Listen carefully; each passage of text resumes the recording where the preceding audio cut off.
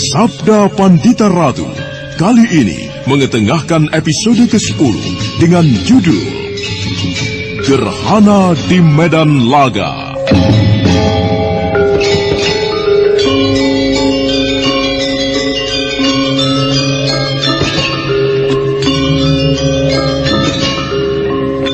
Dalam seri ke-299 ini dengan para pemain M. Abud sebagai Ken Arok, Edi Dosa sebagai Kebo Ijo, Chris Urspon sebagai Rudro Bondo, Ape Burhan sebagai Rangga Lampitan, Bimo sebagai Prodo Sekar, Aryo sebagai Bresima, Ivonero sebagai Punaka Swasti Ratu, Wahyu Chandra sebagai Loh Gawe, dan Asdi Suhastra pengantar cerita. Waktu yang terus bergerak mengantarkan pihak Ganter dan Kediri dalam peperangan yang pasti akan menyebabkan berjatuhannya korban-korban yang tidak akan terhitung jumlahnya. Di atas semuanya, Ken Arok berangan-angan bahwa di atas puing-puing peperangan itulah dia akan membangun sebuah bangunan yang baru sama sekali. Di dalam peperangan ada beberapa kemungkinan yang bisa terjadi, yaitu antara menang dan kalah. Kalau tidak menang, ya kalah. Tetapi ada kemungkinan yang lain yang aku harapkan. Kalah semuanya atau hancur semuanya. Dan itulah agaknya yang akan terjadi, Kebo Ijo. Nampaknya ada yang luput dari perhatianmu, Ken Arok. Bukan kalah kedua-duanya, akan tetapi Ganterlah yang akan kalah.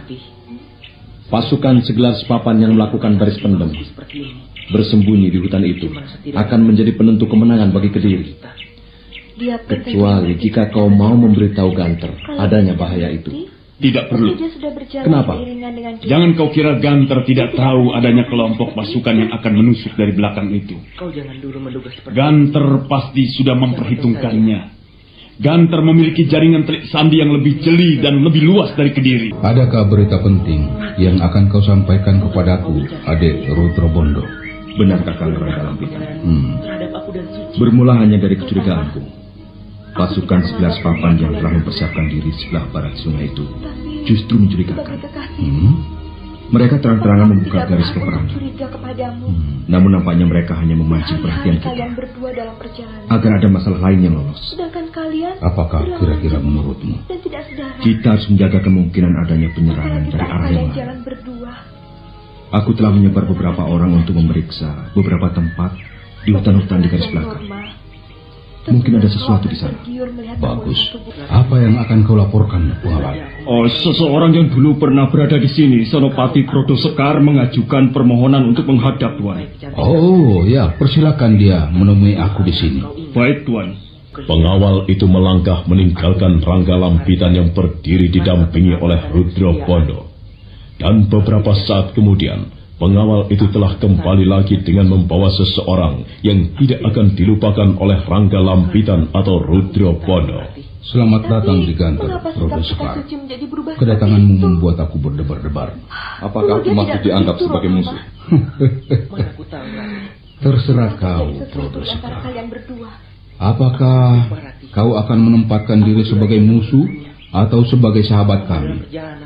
Jika kau menempatkan diri sebagai musuh, kami tidak akan segan-segan menggilasmu. Tapi aku tetap tidak percaya. Yang terjadi adalah kau tidak akan tega. Baiklah. Apa yang akan kau sampaikan kepadaku? Aku akan menyampaikan sesuatu kepadamu. Akan tetapi, lihatlah betapa Rudro Bondo memandangku dengan tatapan mata penuh curiga seperti itu. Kau memang pantas untuk dicurigai, Kakang. Kau belum mandi dalam beberapa hari ini. Dan itu mencurigakan sekali. Kau sendiri, baumu seperti membuatku kebingungan, Rudro Bondo. Ternyata percakapan yang terjadi adalah percakapan yang akrab. Meski pada suatu ketika mereka pernah bermusuhan. Ketika tiba saatnya pembicaraan yang lebih penting, maka mereka berbicara dengan hati-hati. Kedatanganku kali ini, aku bermaksud memberitahumu mengenai kekuatan Kediri yang akan menggilasmu, Kakang Rangga Lampitan. Bagaimana? Janganlah engkau terpesona oleh pasukan segelar sepapan yang masanggrah atau membuat kesanggrahan di sebelah barat sungai itu. Karena di arah lain, pasukan yang lebih kuat akan memporak-porandakan pasukanmu. Di manakah mereka sekarang berada? Mereka menghimpun diri di sebuah hutan di garis belakang pertahananmu. Terima kasih. Kami berdua baru saja memperhitungkan hal itu. Rudro Bondo telah memerintahkan beberapa orang telik sandi untuk memeriksanya. Kami belum mendapatkan jawaban. Siapa mengira jawaban itu datangnya darimu? Aku ucapkan terima kasih, Prodo Sekar. Kau telah membuat jasa kepada kami. Jangan mengucapkan terima kasih. Aku hanya bermaksud membayar hutang. Aku pernah kau selamatkan, kau lindungi. Maka inilah yang bisa aku lakukan untuk membalasnya. Terima kasih pula aku ucapkan kepada Kakang Prodo Sekar. Kau bersedia memihak kami. Salah jika kau mengira aku memihakmu, Rudro Bondo. Dalam peperangan ini, aku tidak memihak kepada Gantr. Aku juga tidak memihak kepada Baginda Kertajaya. Aku memihak kepada Kediri. Itulah sikapku. Nah, hanya itu yang bisa aku lakukan untukmu, Kakang Ranggalampita. Sekarang, jangan kau tahan aku untuk segera meninggalkan tempat ini. Silakan. Terima kasih. Prodo Sekar segera meninggalkan tempat itu di bawah tatapan mata keheranan Rudro Bondo. Beberapa jengkal Prodo Sekar melangkah, kemudian dia berhenti serta menoleh kepada Ranggalampita. Kakang Rangga, sebuah sikap yang aneh, Kakang Rangga. Siapa? Sikap Prodo Sekar maksudnya? Ya. Kau harus menghormatinya. Dia mempunyai sikap seorang prajurit sejati. Kau pernah dengar kisah Kumbakarna? Kenapa dengan Kumbakarna? Senopati Prodo Sekar akan menjadikan dirinya sebagai Kumbakarna. Kau lihat apa yang dia lakukan. Itu artinya hatinya memihak kepada kita, memihak Gantr. Akan tetapi jiwa prajuritnya memutuskan untuk tetap membela Kediri, bukan membela Kertajaya, rajanya yang justru telah memerintahkan untuk membunuhnya, tetapi membela Kediri. Bukan main. Apa yang kita lakukan di sini pun sama, Rudro Bondo. Kita memberontak karena niat menyelamatkan Kediri. Kediri akan runtuh, kebesarannya akan porak-poranda jika tetap dipegang oleh Kertajaya yang banyak mengumbar kekeliruan itu. Aku berharap pada perang yang akan terjadi nanti, aku mendapat kesempatan melayaninya.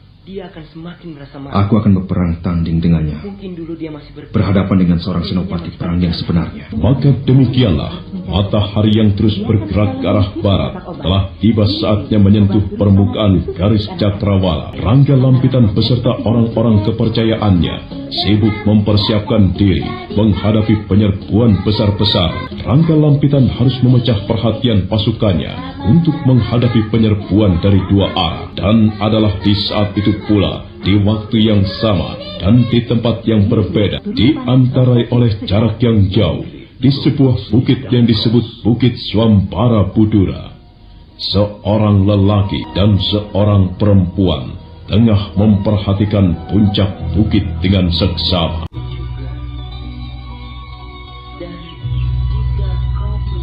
Bagaimana, Paman? Ternyata benar dugaanku, Nyai. Perempuan bermata tiga itu tengah bersemadi di puncak bukit. Apa yang ia lakukan dengan semedinya itu, Paman? Hanya perempuan itu sendiri yang tahu, Nyai Pinaka.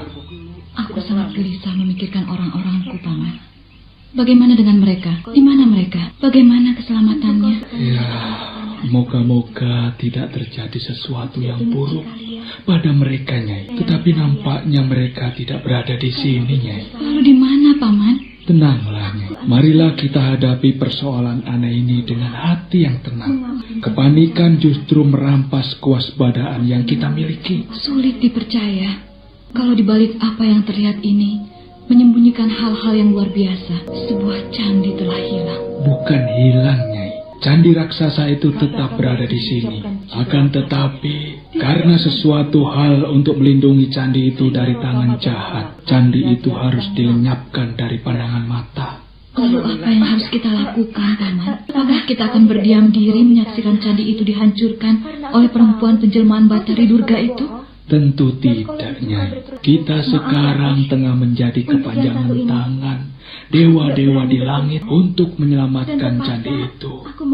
Meski barangkali kita harus berkorban nyawa. Tapi tidak ada petunjuk sama sekali atas apa yang harus kita lakukan. Bagaimana, Paman? Kau salah, Nyai. Ada yang bisa dilakukan untuk menolong candi itu. Siapa kau? Pinaka Swasti Ratu dan Bresima terkejut ketika dari arah pepohonan terdengar suara yang menjawab pertanyaannya sendiri. Pinaka Swasti Ratu yang merasa telah mengalami loncatan ilmu kanuragan cukup tinggi sejak menjadi murid Nyai Salindri menjadi terkejut karena tidak mendengar kehadiran orang itu. Siapakah kau, Kisana? Dan benarkah katamu bahwa Candi Murca itu bisa diselamatkan? Candi itu bisa diselamatkan. Yang Batara Agung tidak akan membiarkan candi itu hancur di tangan Durga. Siapakah engkau? Pakaianmu pakaian seorang Brahmana. Namaku Loh Gawe. Orang yang muncul dari kegelapan bayangan pepohonan itu adalah Brahmana Loh Gawe. Aku kebrahmanaannya telah menuntun kakinya sampai di Bukit Swambara Budura. Tertatih-tatih Brahmana Loh Gawe berjalan mendekati Pinaka Swasti Ratu. Dia memandangi perempuan itu dari kepala hingga kakinya, sehingga Pinaka Swasti Ratu menjadi risih karenanya. Kau hamil, Nyai? Benar, Bapak. Aku hamil. Bapak bisa mengetahui aku hamil? Ada sebuah cara yang mudah untuk membedakan antara hamil dan tidak, yaitu perutnya. Semakin besar perutnya, semakin jelas terdapat tanda-tanda kehamilan. Tetapi perutku belum terlampau besar, Bapak. Aku belum kelihatan hamil. Itulah sebabnya aku bertanya kepadamu, apakah kau hamil? Iya, benar Bapak. Aku memang hamil. Tetapi aku tetap masih merasa heran. Sedemikian tajam mata hati Bapak Brahmana yang langsung bisa mengetahui aku hamil. Kau salah jika menduga aku mempunyai ketajaman mata yang seolah merusak durung Ngewinara, yang bisa mengetahui kejadian sebelum peristiwanya terjadi. Sama sekali tidak.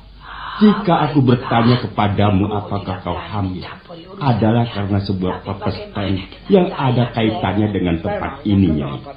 Aku semakin tidak mengerti, Bapak. Kata-katamu menarik hatiku, Kakang Brahmana Loh Gawe. Tolong segera beberkan kepada kami berdua agar kami tidak menjadi terlalu lama merasa penasaran. Benar, Bapak. Tentu aku tidak akan keberatan. Tetapi sebelumnya aku ingin mengetahui siapakah kalian berdua. Namaku Pinaka Swasti Ratu, Bapak Brahmana. Aku adalah pewaris perguruan Widara Kandangan. Namaku Bresima Sang Brahmana Loh Gawe. Aku adalah Pamerhati Jagat Raya Sang Brahmana. Aku mempunyai kemampuan mempelajari bintang-bintang di langit. Aku mempelajarinya secara khusus sehingga aku bisa meramalkan kapan saat gerhana bulan akan tiba. Itulah yang kemudian membawaku kemari. Seorang perempuan aneh yang memiliki 3 buah mata datang ke Panarukan dan menanyakan kepadaku. Di perjalanan, seorang Brahmana yang bernama Brahmacari menceritakan apa yang terjadi di bukit ini di masa silam. Nah, itulah Sang Brahmana Loh Gawe.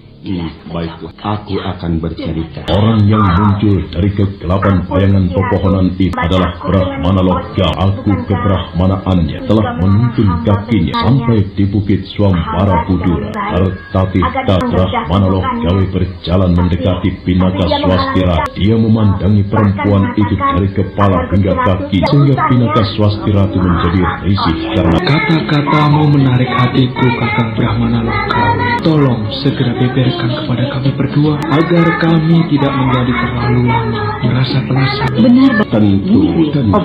Aku tidak akan keberatan. Tetapi sebelumnya aku ingin mengetahui siapakah kalian berdua. Namaku Pinaka Swasti Ratu, Bapak Brahmana. Aku adalah pewaris perguruan Widara Kandangan. Aku datang ke tempat ini karena orang yang berada di puncak bukit itu telah membakar dan menghancurkan perguruanku. Nasib orang-orang itu bagaimana? Aku juga tidak tahu. Dan kau Sangwa, siapakah namamu? Bagaimana aku harus memanggilmu? Namaku Bresima Sang Brahmana Loh Gawe. Aku datang ke tempat ini karena digoda oleh rasa penasaran bahwa sebuah candi menurut ceritanya akan dihancurkan. Aku terpanggil untuk menyelamatkan candi itu. Itulah sebabnya aku datang dari Panarukan hingga sampai di tempat ini. Panarukan. Sebuah tempat yang jauh di wilayah timur. Bagaimana kau bisa mengetahui bahwa akan terjadi sesuatu yang besar di tempat ini, Sang Wasi Bresina? Aku adalah pemerhati jagat raya Sang Brahmana. Aku mempunyai kemampuan mempelajari bintang-bintang di langit. Aku mempelajarinya secara khusus sehingga aku bisa meramalkan kapan saat gerhana bulan akan tiba. Itulah yang kemudian membawaku kemari. Seorang perempuan aneh yang memiliki 3 buah mata datang ke Panarukan dan menanyakan kepadaku. Di perjalanan, seorang Brahmana yang bernama Brahmacari menceritakan apa yang terjadi di bukit ini di masa silam. Nah, itulah Sang Brahmana Logawe. Baiklah, aku akan bercerita. Mata Brahmana Logawe menerawang memandang puncak bukit yang di puncaknya bagaikan diserubungi oleh kabut. Bertuturlah Brahmana itu tentang kemegahan sebuah negara yang telah punah, yang bernama Mataram, yang diperintah oleh 2 wangsa keluarga, Wangsa Sanjaya serta Wangsa Sailendra. Dituturkan betapa negeri itu subur makmur, murah sandang dan murah pangan. Dan sebagai ungkapan kegembiraan dibangunlah sebuah candi yang disebut Candi Swambara Budur. Namun candi itu berada di dalam bahaya karena pemuja Durga yang merasa terancam oleh pembangunan candi itu berniat menghancurkannya. Pemuja Durga yang bernama Warakenya itu kemudian terbunuh oleh pujangga kerajaan yang bernama Sangsari. Jadi nama pujangga itu adalah Sangsari. Benar, Sang Wasi Bresina. Ketika menjelang kematiannya, Sang pujangga itu sempat mengucapkan sebuah fatwa untuk menyelamatkan candi. Apakah Sang Brahmana tahu apakah isi fatwa itu? Sebelumnya tidak ada seorang pun yang tahu apakah isi fatwa itu. Namun beberapa orang yang telah buntat ingkau ruhani mencoba melakukan. Kesimpulan yang paling dekat adalah Sang pujangga itu akan lahir kembali ke dunia untuk menyelamatkan candinya yang terancam dalam bahaya. Ia akan menitis kembali. Wasi Bresima terkejut mendengar jawaban itu. Wasi Bresima kemudian mengangguk-anggukan kepala. Di luar sadarnya, Sang Wasi menoleh kepada Pinaka Swastira seolah ada sesuatu yang akan diucapkan, tetapi tersangkut di tenggorokan. Dan Brahmana Logawe memandangnya pula dengan tatapan mata yang sulit diterjemahkan. Ada berjenis-jenis kejadian di muka bumi. Salah satu di antaranya adalah pepestet atau sebuah takdir. Takdir adalah peristiwa yang harus terjadi dan tidak bisa ditunda, meski orang itu dengan sekuat tenaga mencoba dan berusaha menghindarinya. Nah, Nyai, nampaknya apa yang akan kau alami adalah sebuah takdir pula. Oleh karena itu, persiapkanlah dirimu untuk menerimanya dengan. Aku tidak mengerti apa yang Bapak maksudkan. Kau hadir di tempat ini tentu bukan sebuah kebetulan. Kau hadir di tempat ini karena digerakkan oleh kuasa Hyang Widiwa. Dan kau hamil juga bukan sebuah kebetulan. Apa maksudnya Bapak? Nampak yang Batara Agung telah memilihmu untuk menjadi perantara menyelamatkan candi itu. Apakah yang bisa saya lakukan? Lepaskanlah bayimu untuk menjadi tempat penisisan kembali.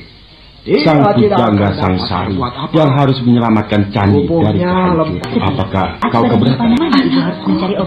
Akan menjadi taluhan ini di kota obat. Ya, dengan cara itu, candi itu akan bisa diselamatkan. Kau keberatan? Bagaimana dengan anakku nantinya? Segala sesuatunya adalah di tangan Hyang Batara Agung. Aku takut, Bapak. Singkirkanlah rasa takutmu itu. Memang dibutuhkan pengorbanan untuk menyelamatkan candi. Candi adalah sebuah sarana pemujaan. Candi adalah sebuah sarana untuk hubungan antara umat manusia dengan Hyang Batara Agung. Dan candi itu berada dalam bahaya. Candi itu berada di ambang kehancuran. Dan jika hal itu benar-benar terjadi, sebuah malapetaka akan terjadi. Nah, pertimbangkanlah hal itu baik-baik. Namun waktu dia berdiri. Baiklah, baik. Aku akan menerima, Bapak. Aku akan mengikhlaskan apapun yang akan terjadi. Bagus, bagus. Kau telah menjatuhkan pilihanmu ke pilihan yang tepatnya. Mumpung masih ada waktu, lakukan petunjuk-petunjukku. Di sebelah sana terdapat sebuah sendang dengan airnya yang jernih. Mandilah panas, basah bila sekujur tubuhmu hingga di rumah. Baik, Bapak, aku ikhlaskan bayiku. Jika kelahirannya harus menjadi tempat menjelma sang pujangga Santara yang akan menyelamatkan candi. Sementara itu, kembali di Ganter yang terletak jauh sekali dari Bukit Swambara Budura, hawa panas peperangan telah menjilat kemana-mana. Kakang Raga Lampita, orang-orang Kediri itu belum bertindak apa. Mereka mencoba menghancurkan dan mempengaruhi perasaan kita. Nampaknya mereka berhasil mempengaruhi perasaan kita, Kakang. Para prajurit menjadi sangat tegang. Kita yang akan menyerang lebih dulu. Perang ini tidak bisa dihindarkan. Kita yang akan menyerang lebih dahulu. Hubungi semua pimpinan pasukan. Aku akan segera memberikan aba-aba. Bagus. Nampaknya itu pilihan yang paling tepat. Kita harus mendahulunya. Cepat lakukan perintah. Baik, Rudro Bondo segera mendekati seorang prajurit. Dia membisikkan sesuatu kepada prajurit itu, yang kemudian segera berangkat. Maka dalam waktu yang singkat, semua pimpinan kelompok prajurit telah mengetahui bahwa mereka akan menyerang lebih dahulu. Bagaimana, Rudro Bondo? Semuanya sudah siap? Sudah, Kakak. Semua pimpinan kelompok telah siap melaksanakan perintah. Kita akan mendahului menyerang. Semoga ini adalah pilihan yang tepat dan semoga Yang Batara Agung melindungi kita. Batara Agung akan berpihak kepada yang jahat, meskipun untuk itu harus jatuh korban. Baiklah, suruh bunyikan trompet peperangan. Baik, Kakak. Prajurit, bunyikan trompet, perang dimulai. Serbu! Serangan dadakan itu benar-benar luar biasa dan sangat mengejutkan dan tidak terduga oleh segenap prajurit Kediri. Mereka tidak mengira Ganter akan berani melakukannya. Ganter yang telah membentuk gelar Cakrabuya melanda pasukan segelar sepapan yang dimiliki Kediri yang kalah siap dalam sekejap. Mereka tiba-tiba merasakan tekanan yang sedemikian berat, dan dengan susah payah mereka berusaha untuk bertahan dan membentuk gelar perang. Gila! Apa yang telah terjadi itu? Pasukan Ganter mendahului menyerang, Gusti Tumenggung. Mereka telah menjadi gila semuanya.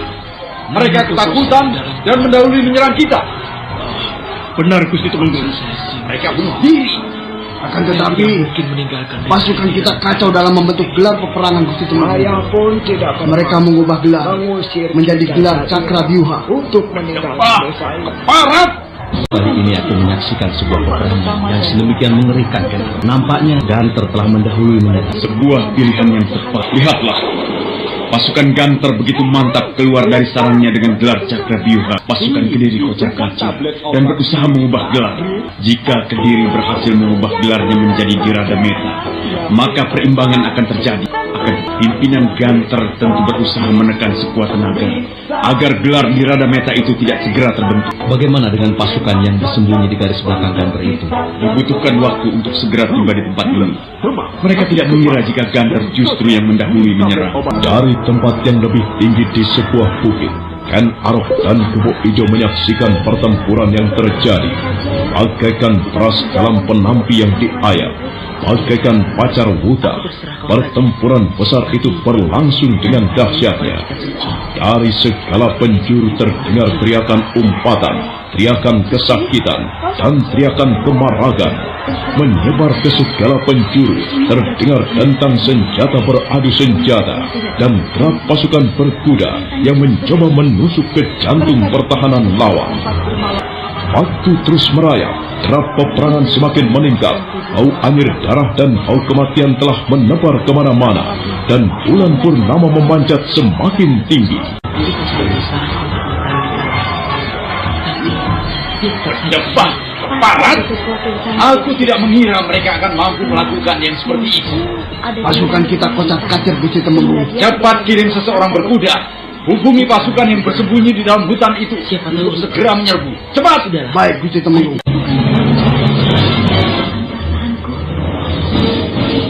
Bau nafsu peperangan sedemikian menusuk hidup.